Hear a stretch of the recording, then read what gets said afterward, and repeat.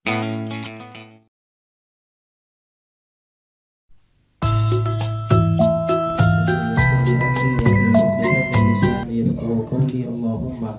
arinal haqqa haqqan warzuqna ittiba'ah wa arinal batila batilan warzuqna ijtinabah wa la taj'al mushtabihan 'alaina fanattabi'al hawa. Nawaitu ta'alluma wa ta'lima wal ifadata wal istifadata wat tadhakkura wat tadhkir wan naf'a wal intifa'a wal hatha ala tamassuki bi kitabillah wa sunnati rasulih wad da'wati ila al huda wad dalalata ala al khair ibtigha'a mardatillahi wa thawabihi wa qurbi alhamdulillah. Masyaallah, Allah Subhanahu wa taala. Alhamdulillah, pada saat kali ini kita berkumpul bersama yang insyaallah di rumah yang penuh berkah ini untuk membahas kembali daripada kajian tauhid dari kitab Aqidatul Awam yang di dalam syarah Al-Habib Sayyid Muhammad bin Ali Al-Malik Al-Hasani rahimahullah ta'ala wa nafa'ana bihi wa bi ulumihi fid dharain amin, di dalam kitab beliau yang bernama Jala'ul Afham. Langsung saja ke dalam pembahasan kita, yaitu tentang keluarga Nabi Muhammad SAW. Di sini dikatakan wa alihi wa sahbihi wa man tabi' sabila dini haqqi ghairal mubtadi'. Wa alihi, dan keluarganya Nabi Muhammad SAW. Yang dimaksudkan keluarga Nabi Muhammad kalau di dalam sholawat atau di dalam doa. Di sini dikatakan al-murad bihim fi maqamid du'a kama huna. Jadi pada saat kita mengucapkan kalimat wa alihi itu di zakat, itu kan terkadang ada wa alihi juga.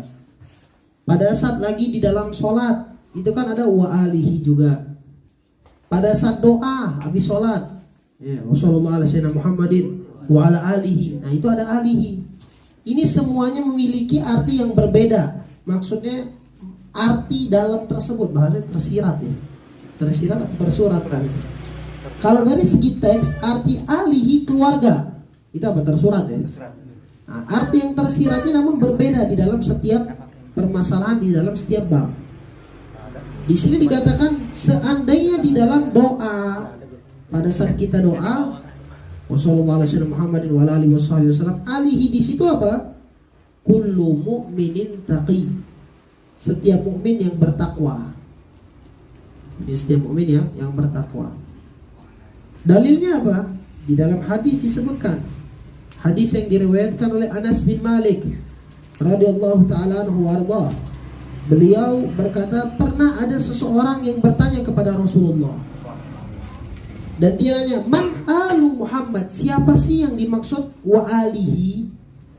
Maka kata Nabi Muhammad SAW, alu Muhammad kullu taqi. Yang dimaksud ali Muhammad itu adalah setiap mukmin yang bertakwa. Ini di makom doa, pada saat kita berdoa. Adapun seperti di dalam kunut, itu kan juga ada. Di dalam sholat itu kan ada wa alihi juga. Allahumma sholli ala sayyidina Muhammad wa ala ali sayyidina Muhammad. Di antara rukun sholat itu harus sholawat. Rukun sholat ada 17. Takbir, Fatihah, ruku, sujud, tumakninah, tasyahud. Nah, di dalam tasyahud ada bacaan. Dan di dalam tasyahud juga ada sholawat. Sholawatnya pun kepada Nabi Muhammad wa alihi. Maka tahiyatulillah, assalamualaikum ayyuhan nabiy wa rahmatullahi wa barakatuh, assalamu alayna wa ala ibadillahi sholihin, asyhadu an la ilaha illallah.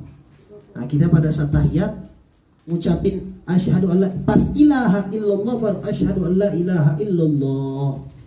Ya, maksudnya tiada Tuhan selain Allah. Tapi kalau yang gini gimana? Kirain ini tadi.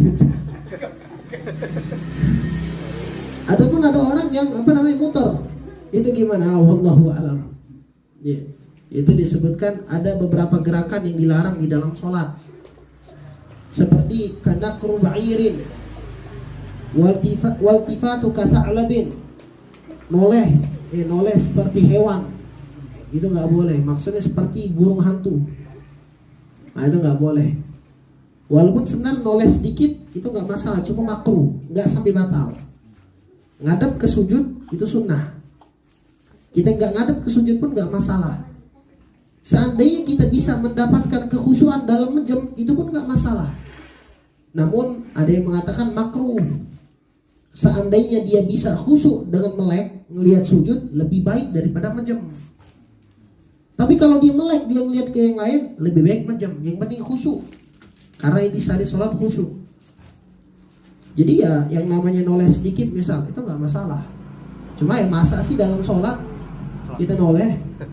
Ya maksudnya noleh mata. Ada 7 anggota tubuh yang diperbolehkan untuk bergerak di dalam sholat. Ya ada 7 anggota tubuh. Di antaranya apa? Maaf ya, telinga. Ada orang bisa gerakin telinga kan? Nggak apa-apa. Yang penting bukan dengan main. Terus hidung, ada orang bisa ngepas-ngepasin hidung tuh. Nah itu nggak masalah. Mata, juta kali kita di dalam sholat gerak-gerik mata, itu nggak masalah. Itu dikatakan itu gerakan yang kecil, jadi nggak masalah. Terus alis, yang penting nggak main-main. Ya jangan lagi sholat gitu. Lagi sholat perempuan lewat, kacau ini. Ya. Tapi kalau misalnya kelilipan emang matanya kena debu, itu nggak masalah. Bibir ya kita ngomong aja pakai bibir pada saat itu.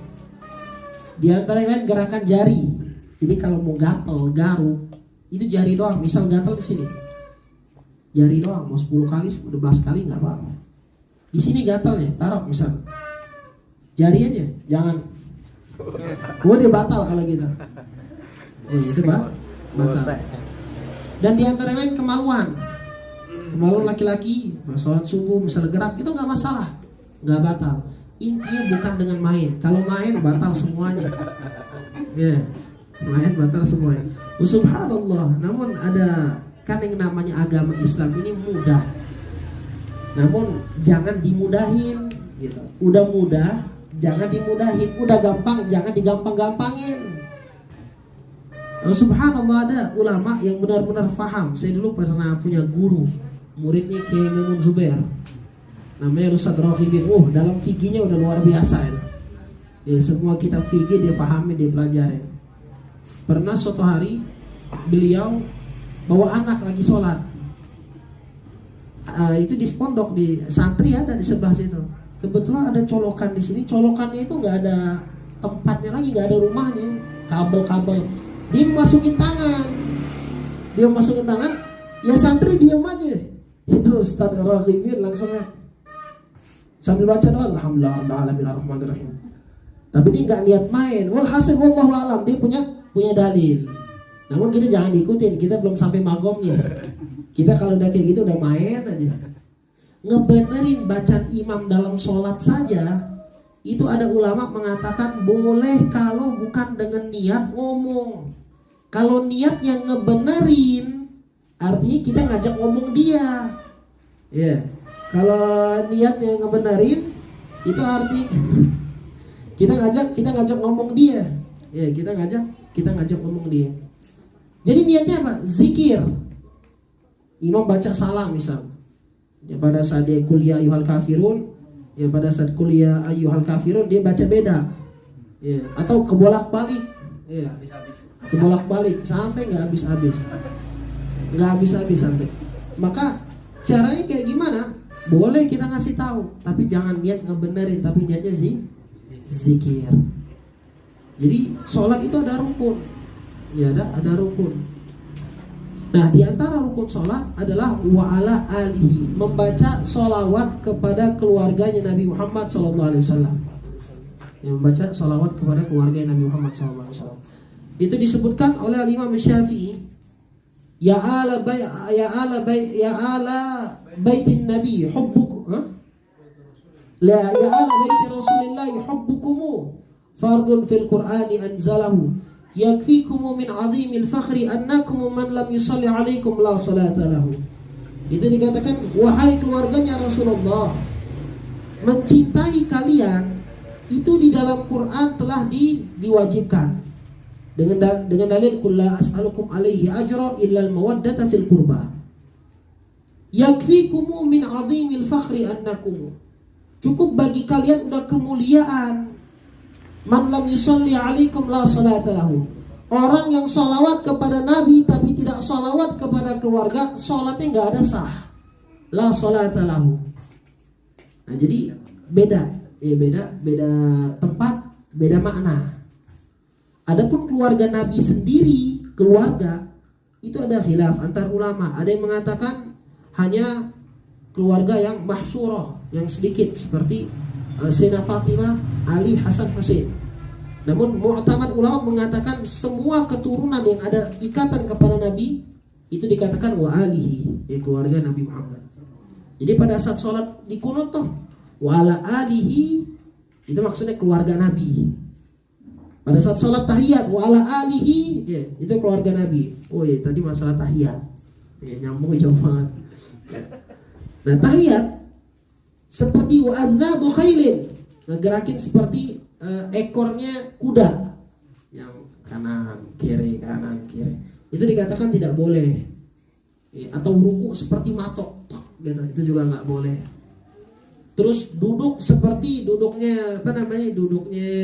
hewan. Walhasil 7 anggota itu adalah 7 gerakan yang mirip sama hewan. Di antara adnab khailin tadi tuh, ya, gerak-gerakin. Terus kalau misal kita ada ngelihat orang kayak gitu, ya jangan sampai ngomong kafir. Ya, khalas, dia sholat alhamdulillah. Adapun masalah nunjuk atau enggak itu kan sunnah. Madhab Abu Hanifah malah nunjuknya bentar doang. Asyhadu an la ilaha illallah, turun lagi. Iya. Ada orang masalah cuma ini doang, ada yang ke sini, ada yang ke sini. Ya, ada yang ke samping, ada yang ke kiri dipermasalahin. Itu sunnah. Ya, itu sunnah. Namun ya kalau mau membahas tentang sunnah, khilafus sunnah. Ya, kalau misalnya dia nggak sesuai sama Nabi, berbeda sama sunnah. Namun bukan berarti orang yang lurus kagak sah. Bukan berarti orang yang kagak sini kagak sah. Cuma sunnah, nilai sunnahnya hilang. Ini diperdebatin semua. Kalau mau memperdebatkan sunnah, ini sesuai Nabi atau enggak, benar. Tapi kalau sampai ngevonis sholat yang kagak sah, ini masalah. Jadi pada saat tahiyat itu asyhadu an la ilaha illallah wa asyhadu anna muhammadar rasulullah, Allahumma shalli ala sayyidina Muhammad wa ala ali sayyidina Muhammad. Itu harus dibaca. Nah, itu maksudnya apa? Keluarga Nabi. Terus juga di sini wa amma fi maqamiz zakah. Kan pada saat zakat kan dibolehkan untuk asnafis tsamaniyah. Golongan yang ke-8. Ada golongan yang 8. Fakir, miskin, sabilillah, orang yang banyak hutang, terus juga mu'allaf, ibn sabil, dan masih banyak lagi, ya. 8 golongan. 8 golongan tersebut boleh menerima zakat. Ada pendapat, ya, ulama mutakhirin, ya, ulama mutaqaddimin, ulama yang dulu mengatakan, karena ulama dibagi menjadi 2. Ada mutakhirin, ada mutaqaddimin. Mutaqaddimin itu yang dulu. Ya, mutakhirin yang baru seperti Syekh Yusuf Al-Qardawi, Syekh Mutawalli Sya'rawi, Syekh Ali Jum'ah, Dr. Ali Jum'ah. Itu dikategorikan ulama mutakhirin yang masih baru-baru sekarang. Pendapat ulama mutaqaddimin yang namanya keluarga Nabi Muhammad nggak boleh mendapatkan zakat. Iya, di dalam kitab dikatakan al. Ali juga wala alihi. Siapa ini? Banu Hashim dan Banu Abdul Muttalib. Keturunan Hashim dan keturunan Abdul Muttalib itu nggak boleh menerima zakat. Namun ulama mutakhirin mengatakan diperbolehkan. Kenapa boleh? Zaman dulu ada yang namanya baitul mal. Harta itu dibagikan kepada fakir miskin. Di antara juga keluarga Nabi yang fakir dan miskin dapat dari baitul mal. Maka zakat tidak diperbolehkan pada saat itu. Adapun sekarang baitul mal nggak ada. Baitul mal itu rumah harta. Jadi ada harta rampasan perang, ada duit apa-apa, duit zakat, masuknya ke situ. Dari situ akhirnya dibagiin. Atau kalau di kita mungkin bahasanya kayak basnas gitulah. Ya, badan zakat nasional. Namun kan kalau itu kan nggak mencakup secara keseluruhan. Ya. Nah sekarang kan nggak ada pendapat mengatakan keluarga Nabi boleh menerima, tapi tetap yang fakir, yang miskin, ya, yang masuk dalam kategori 8. Intinya yang kita bahas, wa ala alihi, alihi ini beda tempat, beda arti. Di dalam doa alihi itu semua umat Nabi yang mukmin dan bertakwa. Di dalam tahiyat wa ala alihi itu keluarga Nabi, kata Imam Syafi'i di dalam syairnya. Pada saat kunut juga sama. Adapun pada saat zakat yang dimaksudkan keluarga Nabi, anak cucu keturunan Nabi Muhammad sallallahu alaihi wasallam. Itu keluarga. Terus wasahbihi dan sahabat. Nah, di sini kita akan temukan seringkali istilah sahabat, tabi'in, tabi'in. Karena Nabi mengatakan khairul qarni, tsumma alladziina yalunahum, tsumma alladziina yalunahum, tsumma alladziina yalunahum. 3 kali Nabi mengatakan tsumma alladziina yalunahum. Kata Nabi, sebaik-baik zaman itu zamanku. Maksudnya zaman sahabat. Zaman sahabat. Kenapa zaman sahabat? Karena yang namanya sahabat man sahaban nabi wa amana bihi waltaqa bin nabi wa mata 'alal iman. Setiap orang yang bersahabat sama Nabi, maksudnya ngelihat Nabi pada saat Nabi mendapatkan risalah, pada saat Nabi diutus jadi Nabi, terus beriman kepada Nabi dan meninggal dalam keadaan iman. Kalau kita lihat Abu Lahab, dia ngelihat Nabi, hidup sezaman sama Nabi, tapi nggak beriman. Bukan sahabat. Jadi 3, bertemu Nabi, beriman sama Nabi, mati dalam keadaan iman. Kalau 3 ini tercukup, ya mencakup semuanya, maka dia sahabat. Dan ketemunya itu secara langsung, secara hidup, bukan seperti sekarang. Sekarang ada yang namanya mimpi, nggak masuk. Bukan berarti ada orang mimpi Nabi dibilang, oh saya sahabat Nabi, bukan. Ada orang ketemu Nabi secara yaqadhah. Akidah Ahlussunnah wal Jamaah mengatakan ketemu Nabi secara yaqadhah bisa, secara langsung. Itu orang yang udah dekat, makamnya dekat dengan Nabi Muhammad. Apakah dia sahabat? Bukan. Yang sezaman sama Nabi Muhammad hidup itu yang sahabat. Terus ada sahabat murtad. Kalau kita lihat Musailam al-Kadzdzab, seseorang yang awalnya di Islam, datang ke Nabi Muhammad, hidup sama Nabi, beriman sama Nabi. Namun gak lama, beberapa bulan doang, balik ngaku Nabi. Dia lihat enak nih kayak ngaku Nabi nih, banyak pengikut, balik ngaku Nabi. Nabi punya Al-Quran, dia juga punya. Nabi punya surah Al-Fil, dari Allah, dia juga punya Al-Fil. Cuma Al-Filnya aneh, ini anak-anak kecil juga tahu. Gajah telinganya apa? Besar. Terus hidungnya, belalainya panjang. Anak kecil juga tahu. Dia buat. Kalau kita kan alam tara kaifa fa'ala rabbuka bi ashabil fil, sampai seterusnya. Dia bilang al-fil, wa mal fil, lahu udhunun kabir, lahu khurtumun tawil. Gajah, apa itu gajah? Telinga yang besar, belalai yang panjang. Itu pelajaran IPA. Itu Musailam al-Kadzdzab yang akhir hayatnya dibunuh oleh Wahsy di zaman Khalifah Sayyidina Abu Bakar Siddiq. Ini Musailam al-Kadzdzab, apakah dikategorikan sahabat? Enggak. Tapi kan dia hidup zaman Nabi. Dia kan beriman, tapi matinya bukan dalam keadaan iman. Kenapa? Kan dia nggak tahu bahwa tiada Tuhan selain Allah. Tapi dia tidak meyakini Nabi Muhammad Nabi terakhir. Jadi nggak beriman. Terus ada lagi Abu Sufyan. Abu Sufyan pertamanya kufur, membenci Nabi, mencaci maki Nabi. Tapi akhirnya dia masuk Islam, meninggal dalam keadaan Islam. Jadi sahabat. Itu sahabat. Nah kata Nabi, sebaik-baik zaman itu zamanku. Bukan sekarang yang teknologi canggih. Semakin teknologi canggih, orang banyak hoax lah, banyak inilah, banyak fitnah lah. Semuanya dikit-dikit diupload di sono, aib orang diupload, status orang diupload.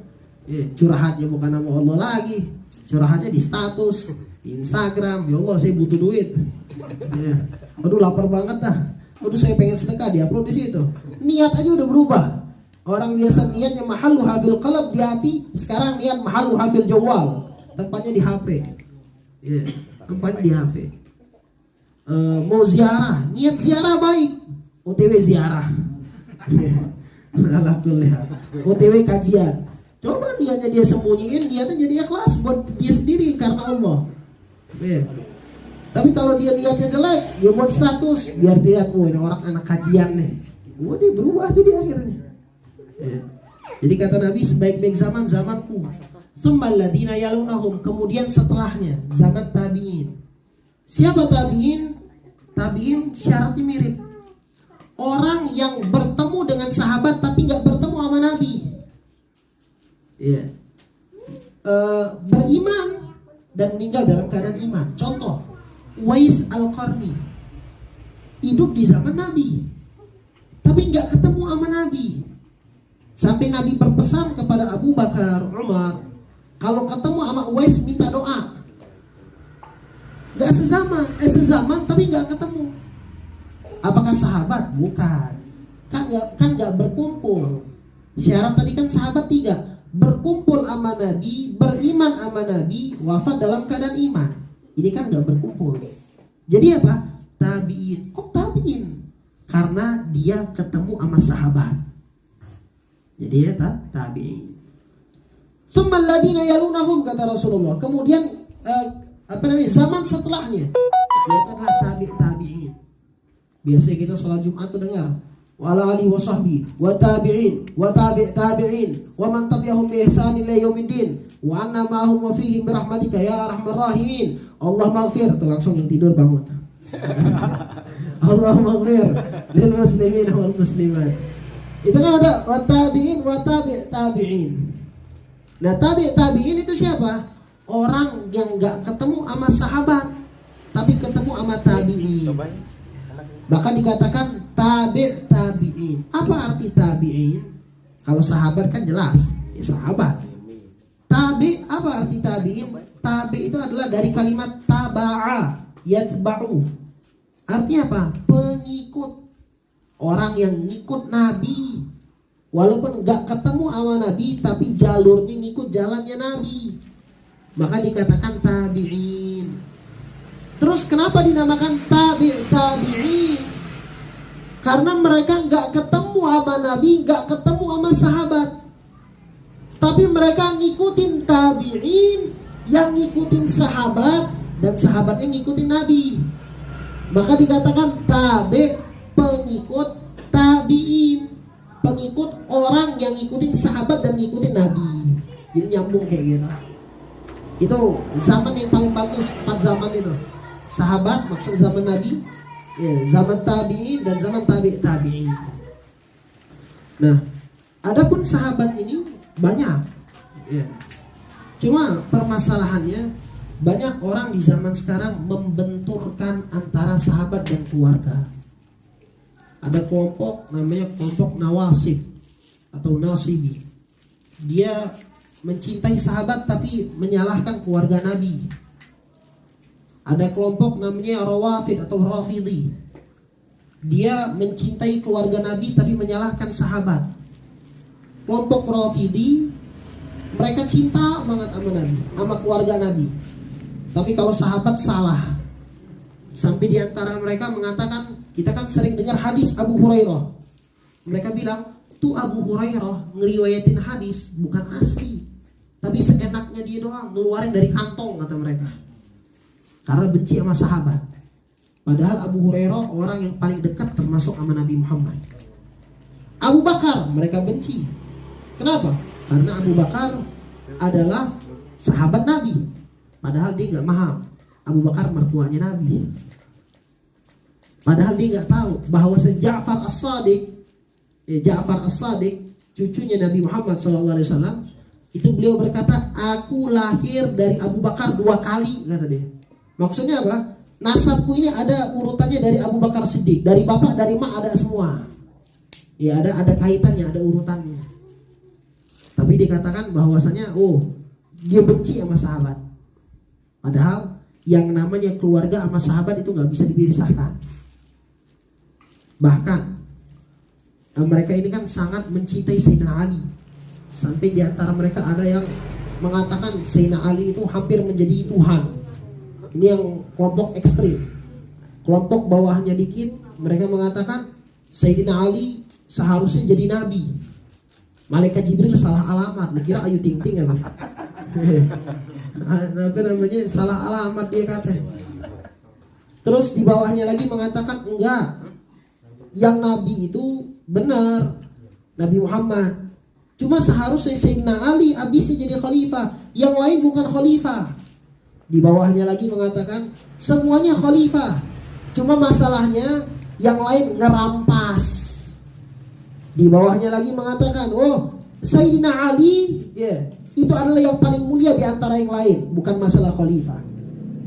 Jadi kita nggak bisa semena-mena mengatakan Rafidhi adalah kufar. Jangan mudah mengkafirin orang, hati-hati. Begitupun Nawasib, orang Nasibi. Jangan mudah tiba-tiba ketemu orang Nasibi kita kafirin. Orang Nawasib ini orang yang mencintai sahabat tapi menafikan keluarga Nabi. Mereka bilang keluarga Nabi udah kagak ada, udah terputus. Padahal di Al-Quran udah dijawab. Ada seseorang nyaci maki Nabi yang bernama Al-As bin Wa'il. Pada saat anak Nabi bernama Qasim wafat, dia bilang innakal abtar. Ente itu terputus ya Muhammad. Ini nggak ada keturunan, habis di sini. Anak laki-laki ini wafat semua. Dengar kayak gitu kan seorang bapak sedih. Maka diturun ayat dari Allah. Apa ayatnya? Inna syani'aka huwal abtar. Bahwasanya engkau wahai As bin Wa'il, ente yang terputus. Terputus apa? Ada riwayat terputus rahmat. Jadi nggak mendapatkan rahmat dari Allah, diazab sama Allah Subhanahu wa taala. Jadi orang yang mengatakan seperti itu udah dijawab sama Allah hakikatnya. Namun terkadang dia nggak percaya. Nggak bisa ngebenturin. Orang yang mengatakan, oh sahabat semuanya kafir, semuanya di neraka karena salah. Karena diam pada saat Husain terbunuh di Karbala. Kalau emang kayak gitu, kalau mereka katakan Sayyidina Ali yang paling hebat, terus sahabat semuanya salah, apakah berarti Sayyidina Ali pengecut sehingga membiarkan sahabat yang lain Abu Bakar, Umar, Utsman ngambil haknya? Sayyidina Ali yang pada saat perperangan Khaybar, benteng Khaybar pintunya itu diangkat sendirian, dan setelah perang 20 orang mengangkat itu pintu kagak ada yang bisa. Apakah pada saat ngelihat kemungkaran Sayyidina Ali diam aja, nggak gerak? Mustahil. Ini sesuatu yang mustahil. Berarti secara tidak langsung mereka mengatakan Sayyidina Ali pengecut. Sayyidina Ali pengecut? Enggak. Sayyidina Ali orang yang luar biasa. Maka seperti permasalahan ini, kita lihat Sayyidina Ali bin Abi Thalib punya anak, bukan dari Fatimah. Itu nama anaknya siapa? Abu Bakar, Umar, Utsman. Nama sahabat. Kalau emang dia benci, maka seharusnya kita nih punya benci, misal benci sama Bang Aziz. Gak mungkin punya anak namanya Aziz. Amin-amin jauh bayi ya kata orang. Gak mau. Jangan sampai harta anak. Ya kalau benci benar gak? Tapi kita cinta semua sama Bang Aziz. Kalau benci kan gak mau. Kok Sayyidina Ali kata kalau seandainya benci gak mungkin ngasih nama aku Abu Bakar, Umar, Utsman. Itu masalah keluarga. Sampai mereka mengatakan Sayyidatina Aisyah di neraka. Waliyadzubillah, sampai ada di antara mereka mengatakan Nabi Muhammad masuk surga. Maaf, sekali lagi maaf, tapi kemaluannya gak masuk surga. Luar biasa kan ini kan. Karena apa? Menikahi perempuan munafik, yaitu siapa? Aisyah. Kenapa? Karena Aisyah pernah ikut perang, menjadi panglima perang pada saat apa? Bukan panglima sih, tapi yang menggerakkan lah. Menggerakkan perang pada saat melawan Sayyidina Ali. Mereka kan menuakan banget Sayyidina Ali. Pada saat itu Sayyidatina Aisyah ngegerakin pasukan untuk perang. Sayyidina Ali bukan mau perang, ngecegah. Cuma akhirnya terjadi perperangan. Itu di zaman Khalifah Sayyidina Ali. Karena ada fitnah mulai dari situ. Sayyidina Utsman terbunuh.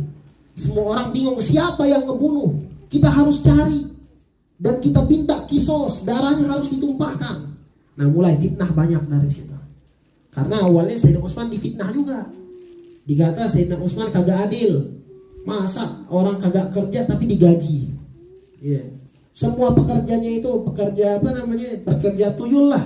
Orang zaman sekarang kalau Grab atau berapa lokasi tuyul lah kata orang sekarang. Titik tuyul ya. Dianya kagak ada tapi anak nggak paham dah, cuma dengar gitu doang. Nah, dibilang kayak gitu juga. Katanya Sayyidina Utsman pekerjaannya ada nama doang tapi kagak kerja dan digaji. Mulai itu ada seorang bernama Abdullah bin Sabah al-Yahudi, orang Yahudi tapi sok-sokan Islam, pakaiannya, ucapannya, ngegerakin pasukan dari Syam. Kemana? Ke Madinah. Rumahnya Sayyidina Utsman dipanjat dan Sayyidina Utsman lagi baca Al-Quran, lagi puasa, dibunuh. Mulai fitnah dari situ zaman Sayyidina Ali. Makanya dia mengatakan Sayyidina Aisyah itu munafik, dia bilang. Ini ibunya, istrinya Nabi. Allah udah mengatakan perempuan yang menjadi istri Nabi menjadi ummahatul mukminin, ibunya semua orang mukmin sampai hari kiamat. Dia datangnya Cimagi. Maka Ahlus Sunnah itu tengah-tengah. Min bayi farthin wa damin labanan khalisan sa'igal lisyaribin. Kalau di sini ada darah, ada kotoran, nah kita tengah-tengahnya ada susu. Dari hewan kayak sapi, ada kotoran, ada darah, semuanya nggak bisa digunakan. Tapi tengah-tengahnya ada susu. Ahlus Sunnah kayak gitu. Di tengah-tengah, nggak yang sini, nggak yang sini, semuanya kotor, gitu bahasanya. Dan Nasibi juga sama, keluarga Nabi semua dikatain, dibentur-benturin. Nah kita jangan kayak gitu, jangan gara-gara ngeliat di Instagram kita terprovokasi, yang ngeliat akhir keluarga Nabi, wah ini salah. Kata Allah, tilka ummatun qad khalat, itu umat udah lewat, laha ma kasabat, dia mendapatkan apa yang mereka lakukan. Walakum ma kasabtum. Gini, orang yang salah di dalam belajar aja, salahnya pahala. Orang belajar cuma salah, pahala. Namun kalau misalnya bukan belajar, salah itu nggak pahala. Mujtahid juga sama. Di dalam hadis, orang yang menentukan suatu perkara hukum dan dia orang yang kompeten di dalam itu, alim, mujtahid, seperti sahabat semuanya mujtahid. Gak taunya salah, itu tetap dapat pahala 1. Kalau benar pahalanya 2. Itu maqam mujtahid. Sahabat semuanya udul, semuanya mujtahid. Jadi gak bisa kita katakan ini salah, itu benar. Tapi kan seperti di zaman Sayyidina Husain, dibunuh, lehernya dipenggal, sampai kepalanya dibawa kemana-mana. Kalau mau dibilang salah, ini cucu Nabi. Namun kalau Ahlus Sunnah wal Jamaah sampai melontarkan kalimat laknat, itu enggak. Tapi kalau misalnya kelompok Rawafid mengatakan, oh Yazid laknatullahi alaih, sampai ngomong laknat, enggak, kita enggak boleh seperti itu. Walaupun Yazid adalah hakikatnya dia ini ahli maksiat, sering berjudi, main perempuan, tapi enggak bisa kita caci. Dia masuk kategori sahabat, ayahnya sahabat. Kesalahan dari mereka, khalas, itu urusan Allah. Kenapa? Al-Quran udah mengatakan radhiyallahu anhum wa radu'an. Mereka udah diridhoi sama Allah. Kita belum diridhoi, jangan komentari mereka. Kita belum dapat karcis surga, jangan komentarin orang yang udah megang. Orang yang udah megang karcis, dia bisa masuk. Gini nih, sertifikat vaksin. Orang yang udah megang sertifikat vaksin bisa masuk mall, ya kita nggak bisa dong komentarin. Lah dia udah megang, kita belum, nggak bisa komentarin. Kalau kita udah punya, tiba-tiba dia masuk, kita nggak bisa masuk ke mall, kita baru bisa komentarin. Ini kita nggak punya, nggak bisa komentar. Begitupun mereka udah punya tiket surga. Kata Allah, a'adda lahum jannatin tajri min tahtil anhar. Kita yang belum dapat tiket komentarin, oh ini kafir. Allah aja udah bilang disiapin surga, udah dapat tiket, kan aneh. Maka Ahlus Sunnah wal Jamaah tidak ada membenturkan keluarga dan sahabat. Dan sekali lagi jangan takut di dalam muji keluarga Nabi, di dalam muji sahabat. Ada orang takut, karena semarak, kelompok Syiah, kelompok Rawafid, kalau udah memuji Sayyidina Ali, muji Sayyidina Hasan, muji Sayyidina Husain, wah ini mah Syiah. Enggak, Jangan sampai kayak gitu. Al-Imam Syafi'i mengatakan, kalau aku puji keluarga Nabi, aku dibilang Rafidi, dikatain Syiah. Kalau aku muji sahabat, aku dikatain Nasibi, Nawasib. Kata beliau, masa bodoh deh. Yang penting aku sampai dimasuk di kuburan, sampai pipi kenyentuh tanah, aku akan muji keluarga, muji sahabat. Masa bodoh orang ngomong apa? Ya, ada orang seperti di dalam Ghosidah ada, inna fil jannati naharan min laban li Aliin wa Husainin wa Hasan. Ya. Inna fil jannati naharan min laban li Aliin wa Husainin wa Hasan. Wow, Syiah. Rafi. Ini hadis Nabi. Terus Nabi mengatakan apa? Ada Madinatul Ilm wa Aliun babuha. Aku Madinatul Ilm dan Ali pintunya. Wow, Syiah. Lah, kita muji. Ya, pada saat ada orang muji sahabat, Sayyidina Umar, ini Sayyidina Abu Bakar, sahabat Nabi. Sampai dikatakan di dalam Al-Qur'an, Talid idyaqulu li sahibihi la tahzan innallaha ma'ana. Dikatain nasibi, masa bodoh. Kita Ahlus Sunnah wal Jamaah, keluarga dicinta, sahabat pun dicinta, kagak pilih-pilih. Kagak pilih-pilih sama sekali. Inilah akidahnya kita, akidah Ahlus Sunnah wal Jamaah. La ilaha illallah Muhammadur Rasulullah sallallahu alaihi wasallam. Adapun di pertemuan yang akan datang, insyaallah kita akan masuk ke dalam pembahasan tentang bid'ah. Tentang bid'ah. Itu insyaallah mukadimah yang terakhir. Pertemuan akan datang mukadimah terakhir. Pertemuan satu lagi kita masuk ke dalam pembahasan sifat Allah. Sifat wajib bagi Allah Subhanahu wa taala. Ada sekitar masih 10 menit, jika ada pertanyaan silakan.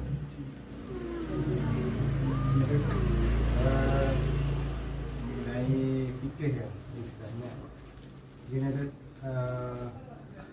yang ingin saya tanyakan adalah bahwa yang pertama mengenai tentang sholat, apa yang perlu kita lakukan atau bagaimana hukumnya, dimana apabila kita melupakan salah satu rukun sholat atau salah satu rakaatnya berkurang, dan itu kita sadari setelah salam. Kalau sebelum salam itu kita bersaksi, itu kita teringatnya atau diingatkan seseorang itu setelah salam. Itu yang pertama. Yang kedua, bagaimana hukumnya setelah berwudu diusap dengan handuk. Dan yang ketiga, di dalam adat Jawa setahu saya itu setelah anak yang lahir setelah 7 harian itu kan tali pusatnya itu kan misalnya puput lah, misalnya udah lepas. Itu biasanya adatnya nih yang saya tahu itu sama orang tua disuruh minum atau ditelan sama ibunya supaya ada istilahnya ikatan batin. Itu bagaimana? Yang ikat, yang ngunyah siapa? Emaknya? Emaknya. Oh, ibunya. Udah di perut kan sebenarnya. Itu sebenarnya adat. Biar kuat. Ya, dari akhir aja deh jawabnya. Itu sebenarnya adat. Adat itu ada di dalam Qawaidul Fiqhiyah di kitab ini nih. Kebetulan saya lagi baca juga. Ya, Qawaidul Fiqhiyah. Ada yang mengatakan al-'ada muhakkamah. Adat itu bisa dijadikan hukum dengan syarat idza lam yukhalif syariah, kalau tidak ada pertentangan dengan syariat. Kalau misalnya pertentangan dengan syariat, seperti jatuhnya kan itu maitah, sesuatu manfasala min jismil hayawan, sesuatu yang terputus ya dari tubuh kita, itu kan jatuh bangke. Makan bangke itu hukumnya haram. Ya, makan bangke itu hukumnya haram. Berarti kalau kita lihat ya ini mukhalifun li sunnah. Ya, melenceng dari syariat. Karena itu kan bangke jatuh, udah terputus dari kita. Sama kayak misalnya ada jari nih terputus, kita makan, itu kan makan bangke. Hewan saja, sapi kalau jadi bangke itu nggak boleh dimakan, haram. Di dalam Al-Quran dikatakan innama harrama alaikumul maitata wad dama walahmal khinzir. Allah mengharamkan kepada kalian darah. Nggak boleh diminum, nggak boleh dimakan. Kecuali kalau emang darah yang ati itu boleh. Ya, tahu apa satu lagi tuh ampela atau apa? Ampela itu dari darah juga kan? Ya, itu kata Nabi dua. Al-kabid wa tuhal. Kabid itu hati, tuhal ini apa? Ampadu atau apa? Hasil ya dari mirip-mirip hati juga lah. Itu boleh. Adapun seperti darah yang apa namanya? Ada orang kan darah dibekuin terus dimakan, itu nggak bisa. Tahu Arab. Ya, apa namanya? Tahu Arab kalau orang. Ya, itu nggak boleh. Mau enak nggak boleh. Itu tetap darah. Marus saren. Itu darah. Kecuali kalau emang dari hati, kalau hati boleh, kalau darah nggak boleh. Apa namanya? Seperti orang kalau masak diampurin darah sedikit biar asin enak, itu nggak boleh. Allah yang mengatakan. Terus maita, bangke, nah itu termasuk bangke. Itu yang saya pahami. Namun seandainya ada ulama yang mengatakan lain, boleh misal diunjukin nama saya, mungkin bisa saya pahami, pelajari dulu gitu. Itu yang pertanyaan ketiga. Yang kedua masalah anduk. Kenapa kita ini nggak boleh atau dikatakan makruh hukumnya habis wudu ngusap anduk? Karena ada riwayat dari ulama, tetesan dari air wudu itu menjadi penghapusan dosa. Menjadi penghapusan dosa. Seakan-akan Allah menghapus dosa kita dari tetesan air tersebut, kita hapus. Seakan-akan udah nggak mau dah. Gitu. Maka dikatakan makruh, bukan sampai haram. Seandainya kita mau pergi nih, mau pergi kondangan kan nggak mungkin basah-basah, atau mak mau make upan basah-basah. Nunggu sejam lagi suaminya ngamuk, udah nunggu make upan, mobil udah diangetin, maka mau dihapus nggak masalah. Kan hukumnya makruh. Makruh itu ditinggalin dapat pahala, dilakukan ya nggak masalah. Cuma kalau pengen lebih baik, yang makruh usahain tinggalin gitu. Mau wudu ya wudu sejam yang lalu gitu. Itu yang pertama. Itu sampai perempuan-perempuan di Tarim itu di salah satu kitab Imam Haddad. Mereka kan biasanya kalau ada acara nikahan itu kan yang perempuan dari pagi sampai sore pakai make up, nggak dibasuh-basuh. Itu kan sholatnya gimana? Kalau di sono disiasatin. Acara untuk perempuan itu dimulai dari ba'da zuhur. Yang perempuan dari jam 11-an, walaupun ada pendapat mengatakan sholat di jamak nggak apa-apa. Di jamak langsung sampai ke asar. Padahal kan itu nggak uzur. Namun mereka mengatakan ada siasat. Siasatnya kayak gimana? Ya zuhur sholat dulu, wudunya dari jam 10-an, habis pakai make up dah. Pas sudah selesai akad jam 11 ditampilin, dia keluar. Saking mereka menjaga waktu sholat. Tapi kalau mau jamak takdim, jamak akhir itu nggak masalah. Nah itu kan sama tuh. Kalau misalnya dia wudhu, nunggu lagi dong kering, lama lagi. Jadi mau dihapus itu nggak masalah. Itu hukumnya masalah makruh. Adapun yang pertama, permasalahan tentang apa tadi? Tentang rukun sholat. Rukun sholat, kalau misalnya kita di dalam, misal contohnya rakaat. Tadi kan contohnya rakaat. Misal masalah rakaat, kita dalam sholat kebingungan. Ini rakaat ketiga apa rakaat keempat deh? Rakaat ketiga apa rakaat keempat? Maka kita hitung yang paling al-aqal di kaidah fikih dikatakan hitung yang paling rendah. Hitung 3. Jangan hitung 4. Terus kita sempurnakan tambah 1 rakaat lagi, habisnya sujud sahwi. Kalau kita bingungnya masalahnya gini, 4 atau 5, ya udah jangan tambah lagi.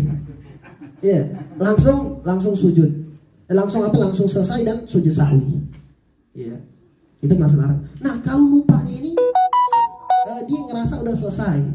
Kayak saya pernah pada saat di Masjid Ar-Rahman, bingung, selesai atau belum? Ada yang ngomong udah, ada yang ngomong belum, ada yang ngomong udah, ada yang ngomong belum. Udah ya. Udah dia masih ingat berarti. Nah, seandainya setelah itu ada yang ngabarin, dan orang ini thiqah bisa dipercaya, maka sholatnya ulang lagi. Sholatnya ulang lagi. Namun kalau nggak ada yang ngabarin ya nggak masalah. Ada pendapat mengatakan seandainya kalau udah keluar waktu ya jadi qadha. Jadi qadha. Seperti contohnya masalah, nah kalau dia imam gimana? Kalau dia imam, dia yang lupa. makmum kagak lupa. Dia yang lupa. Misal imamnya imam sholat subuh malam Jumat, lupa mandi wajib. Pas Jumat dia jadi imam, udah salam, istri yang ngingetin, lu belum mandi wajib. Makmum 2000 orang. Nah ini gimana? Ya, apakah dikabarin semua? Enggak, dia doang yang qadha. Ya nggak perlu ngabarin yang lain, dia doang yang qadha. Ya, jangan akhirnya kabar lagi 2000 orang ya, wah sholat ulang lagi, malu lagi mau ngabarin mandi wajib. Ya. Jadi setelah sholat, kalau misalnya ada orang yang ngabarin ya ulang lagi sholatnya di qadha. Kalau emang masuk dalam waktu tersebut ya sholat lagi namanya, niat biasa. Namun kalau udah keluar waktu jadinya niat qadha. Mohon maaf kalau tidak salah, bagaimana kaitannya dengan ada salah satu riwayat yang menyampaikan bahwa pernah suatu masa itu Rasulullah sholat zuhur apa sholat asar, sholat zuhur itu cuma 2 kali salam, dan kemudian ada salah satu sahabat mengingatkan bahwa apakah sholatnya di qadha ya Rasulullah gitu. Karena sahabat ini kurang terkenal, akhirnya Rasulullah bertanya kepada sahabat Abu Bakar, apakah benar sahabat? Naam ya Rasulullah. Bertanya lagi pada sahabat Umar, katanya naam ya Rasulullah. Dan akhirnya Rasulullah langsung menambahkan rakaat yang kekurangan dari rakaat tersebut gitu. Untuk masalah dalil ini mungkin bakal saya cari lagi ya, untuk saya kaji lagi, insyaallah saya jawab akan di pertemuan yang akan datang. Itu pertama. Namun seandainya pun seperti itu, seandainya memang ada dalil seperti itu, di dalam madhab Syafi'i sendiri itu ada pendapat.